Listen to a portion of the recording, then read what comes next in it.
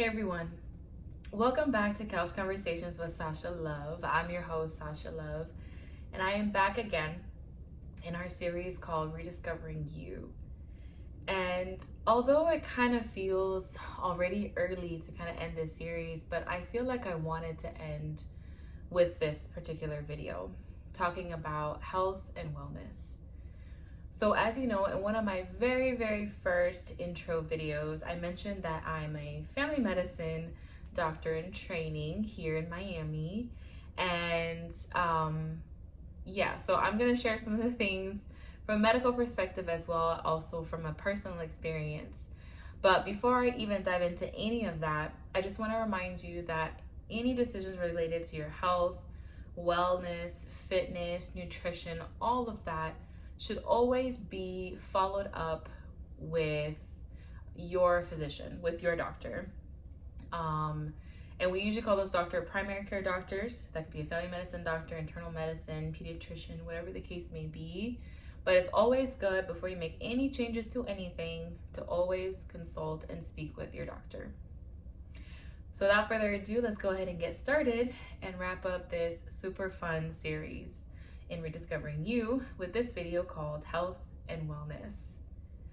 So I actually gave a presentation not too long ago about health and wellness, and while in that particular presentation I was talking about aging and the process of getting older and the things that happen in our bodies, I stumbled across a reminder of this fun fact I learned when I was in medical school. And this fun fact is that there are currently 5 blue zones in the entire world. And blue zones are areas where people live to be centennials, so to be 100 and above years old. The reason why this is such a big deal is because there's only 5 places where that typically happens, where there seems to be a group of people that live to be at this age. And of course, the curiosity of, our minds wanted to understand why. What was the secret? What was the fountain of youth everyone seemed to be drinking from in these areas? And come to find out that in addition to certain nutrition and exercise practices, there were several elements that these communities continue to adopt, continue to do on a regular basis that contributes to their long and healthy lives. What am I talking about? So one of the places that I'm very familiar with is Loma Linda. That's actually where I spent a lot of my time, I should say, when I was training in a medical school. And in that area, I learned so much about the culture, the nutrition, and the lifestyle. So starting with the nutrition, they adopt a predominantly plant-based diet. What does that mean? A plant-based diet is a diet where you eat things that come from plants only. So it's fruits, vegetables, legumes, nuts and seeds, and any combination of that. But it's all plant-based. So there aren't any dairy products, no cheese, no eggs, no milk, no yogurt. There is no animal meat at all. So no chicken, no turkey, no seafood or anything like that. So it's purely plant-based foods. There are some who are also vegetarian. And of course, there are some who do eat meat, but a majority of them are plant-based. In terms of fitness and health and wellness, so they're actually very active. So they exercise, they promote regular exercise. That's first. I'm kind of jumbling my words because I'm trying to find the best way to kind of explain everything in a way that makes sense. So bear with me. But they promote regular exercise. So that's in regular activity, walking, going to the gym, anything that you can do to stay active, going to the park, going on walks with your dog, playing sports in a park, playing basketball, tennis, running, anything, swimming, an active lifestyle is encouraged and practiced on a regular basis.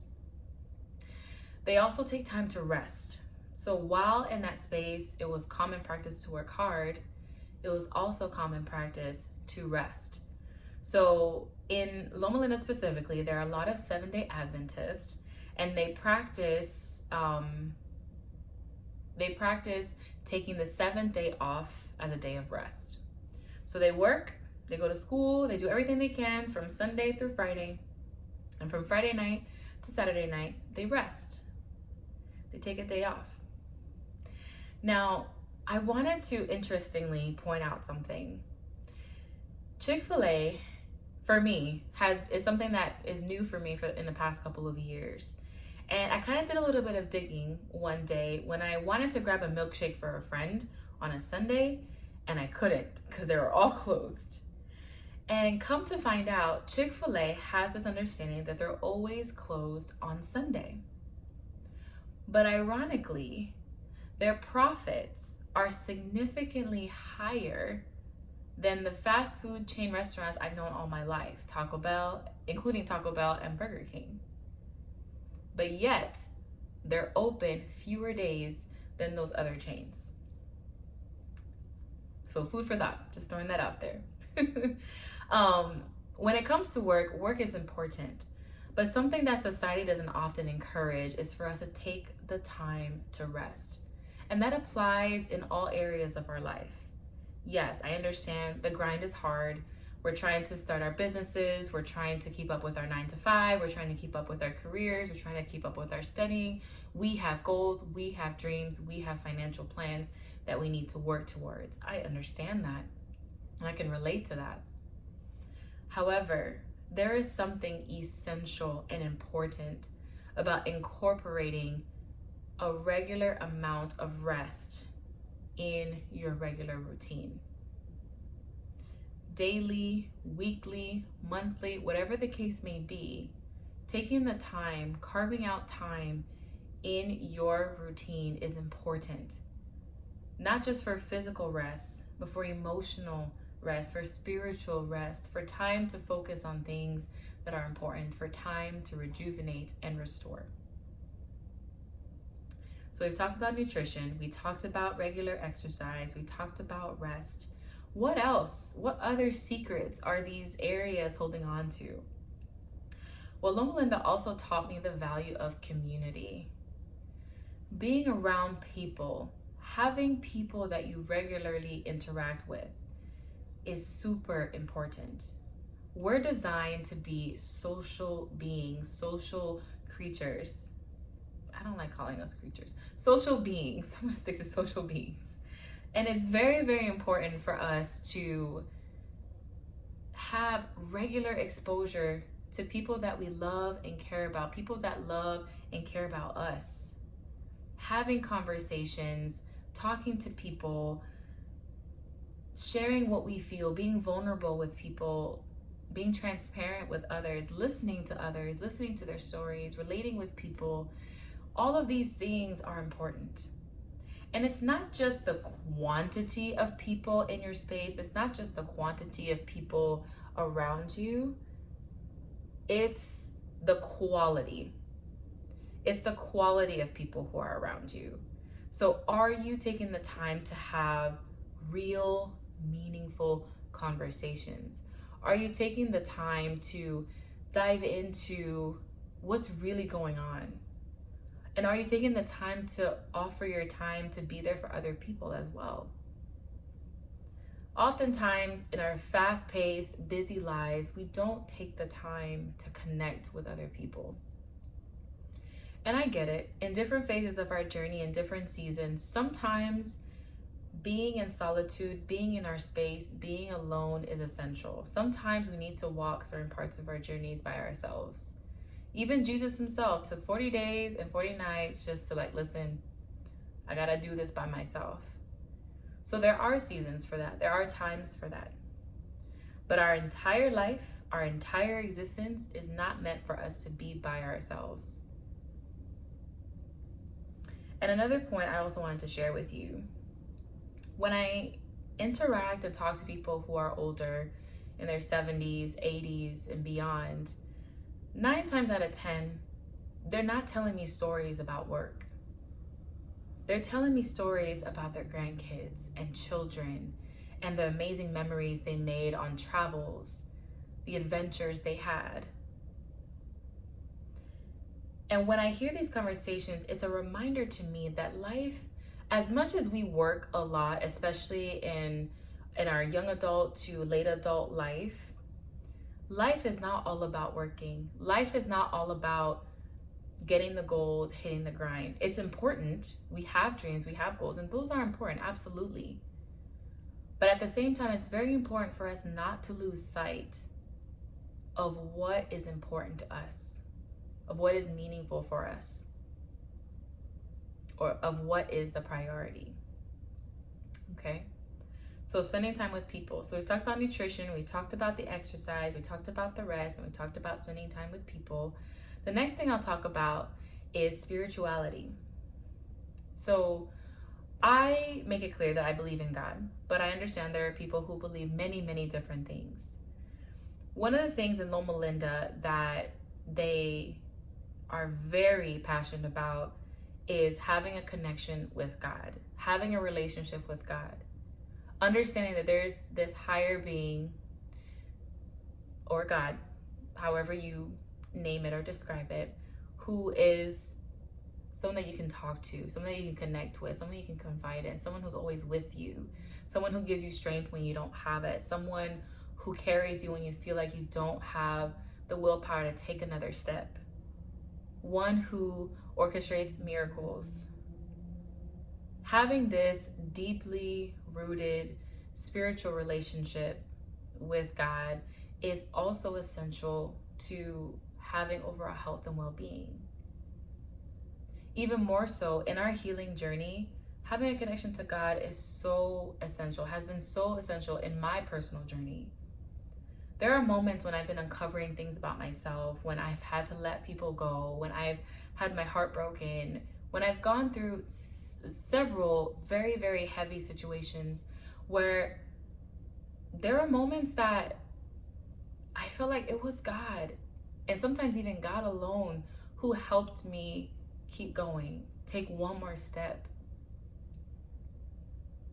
or perhaps open the door for another opportunity for me to talk to the right person. Maybe it was an opportunity for an opportunity for something to open up for me, a door that opened, a new path to open, or clarity about a decision I needed to make. Even more so, probably the most important thing I learned with having God and a part of my process, which is still continuing, is that I learned to feel loved and truly experience healing. It may not look the same as everyone else's journey, everyone else's path, but by God's grace, with God's favor and love and all those things, I was able to experience what it means to be loved, what it means to have joy, what it means to have peace, what it means to be healed and experience healing, independent of all the moving forces going on in the world. And through that, I've had guidance about and wisdom about relationships I have, interactions that I have, and opportunities that come my way. So hopefully in your journey, learning to trust and lean on God is something that you're willing to try, you're willing to be open to, and you're willing to lean into. Because it's something that'll change your life. So, okay, so let's get back on track. So we talked about nutrition, we talked about exercise, moving, we talked about rest, we talked about the importance of community, and we talked about spirituality. So I don't want to make it too much, so I'll add one more. Or two more. I'll add two more. Okay, just to make it 7. So the next thing I'll talk about is nature. Spending time in nature where you can feel rejuvenated, where you feel connected, where you can feel restored. So in Loma Linda, you are in that area is actually pretty close to a lot of cool places, beaches, mountains, everywhere in between. So you can definitely experience skiing in one moment and enjoying the sunset on the beach in the next, which is a really cool experience. But the point is that it's super important, super critical, especially along your healing and growing journey, to spend some time in nature. You don't have to drive 12 hours to go somewhere. You don't have to drive 5 hours to specifically find a specific beach. It doesn't have to be in these spaces that may be popular, that people snap on Instagram. It could be a little patch of a quiet place near a bench, on a trail, in a park somewhere, that you feel safe, that you feel comfortable, that you feel at peace in. It could be by a lake, by a pond, in a garden. Anywhere where you can disconnect from the mechanical, electronic, modern structure of our society and kind of just step into nature is very, very important. I remember reading somewhere or having a conversation, one of the two, where we were talking about cancer patients who were receiving treatments and kind of going through that journey. And one of the things that was helpful for them in their journey was spending time in nature. If you can imagine, cancer patients often go through a lot. Like, I can't even begin to quantify the experience. I've never personally experienced it, but I have had the privilege of brushing shoulders with people who either have loved ones going through it or who have some close experience with it. So one of the things that people started to notice was how helpful spending time in nature was in their journey. And if it could be helpful for someone going through one of the most unimaginably difficult experiences, then it begs to question that why is this not something that we incorporate for everyone? Why is it that we don't normalize spending time in nature? We don't prioritize it. There is something about nature that is healing. There is something about nature that calibrates us. There's something about nature that invites us to be still, to heal, to let things go, to release things, to cry, to express ourselves, whatever the case may be. But nature somehow allows us to reconnect with our truest selves. And for a lot of us, even to reconnect with God as well. So spending time in nature is important, however you choose to. And it doesn't necessarily need to be a whole week or whole day. Maybe that's not the time you have, but maybe 30 minutes on the weekend, maybe an hour on the weekend, maybe 5 minutes before your day starts. Anywhere you can kind of place that into your day to intentionally spend time in nature would be super helpful. And last but not least, stay hydrated. I mean, literally, in a literal sense, but also metaphorically. Stay hydrated in the sense of physically, literally, drinking your water, drinking fluids. And the best kind of fluid to drink is water, okay? And some people like to spice it up by adding fruits and berries and lemon and lime and things like that, which is fine. Some people have specific preferences on what types of waters to drink, certain pHs and things like that. The goal is to stay hydrated with water. As you may have heard it a lot, but it is true. A lot of our bodies, a significant portion, more than half, over half of our body is made up of water. So if you're spending days without replenishing yourself with water, over time you're becoming dehydrated. Over time, the toxins that build up as your body is working has nowhere to go, has nowhere to be flushed out. So make sure you're drinking your water. But also in a metaphorical sense, drink water in terms of nourishing your mind and your body and your spirit. What are you reading? What are you watching? What are you listening to? What are you pouring into yourself? What are you filling your mind with? What are you filling your heart with? What are you filling your soul with? Are you constantly replaying harmful, negatives, painful experiences over and over and over again? Are you taking the time to, or are you taking the time to uplift yourself? Remind yourself of things that are true. Are you taking the time to read books that are beneficial for you? Are you taking the time to do puzzles that challenge your mind? Are you playing games that are both competitive, which I love, but also teach you something, or challenge you, or stretch out a skill that you didn't think you have or you didn't know you had?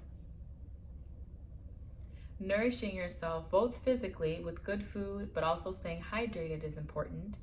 And also taking the time to feed ourselves in other ways, mentally, spiritually, emotionally, physically, is also very, very important. And I think I'll leave it at that. So the 7 principles, I guess, that we can adopt from these blue zone areas is being aware of what we eat, watching our nutrition, being aware of how we move our bodies intentionally and consistently, taking the time to rest, taking the time to connect with people in meaningful ways, taking the time to develop a relationship with God, to really grow spiritually, even on your healing journey, spending some time in nature. And the last point is nourishing yourself both physically with enough hydration, but also hydrating your mind, body, and spirit with things that are good for you. So hopefully this was helpful. I know this was kind of long. I kind of went into a lot of different things, but I kind of wanted to tie up these series with some additional practical tools that are helpful for building and maintaining a healthy life. I know the healing journey is not easy. I can't say that I know what it's like to be in your shoes. I can't say that I know what it's like to be in your place. I don't know what it's like to be in the exact position you are now. But what I do know is that there is a reason why I'm here in this space. There's a reason why I'm here, and I choose to encourage you and support you and remind you that you're not in this by yourself. It may not feel like there's a purpose in this. It may not feel like there is any good that'll come out of this. Maybe you're in a space where you're still asking why, trying to figure out what's going on. Why is my life like this? Maybe you're in a space where you're feeling a whole bunch of emotions that are just too intimidating to deal with. Regardless of where you are, I want to encourage you. I want to let you know that you are not by yourself, that you are loved, that you are cherished, that you matter, that you are seen, you are known, you are forgiven, you are amazing, you are intentional, you are not here by accident, and you are destined to do great things. If there's anything I can do, if there are any questions that you guys want to share, or if there are any other topics you guys want me to expound on or dig deeper on, definitely let me know. You can reach out to me either via email or via my Instagram, via the comments below. All my information is down there. So until next time, don't give up the fight. May you have the courage to continue facing the truths about you. to continue to heal, to continue to grow into the better version of yourself, and to trust that God's got you through this whole process. All right, until next time, take care.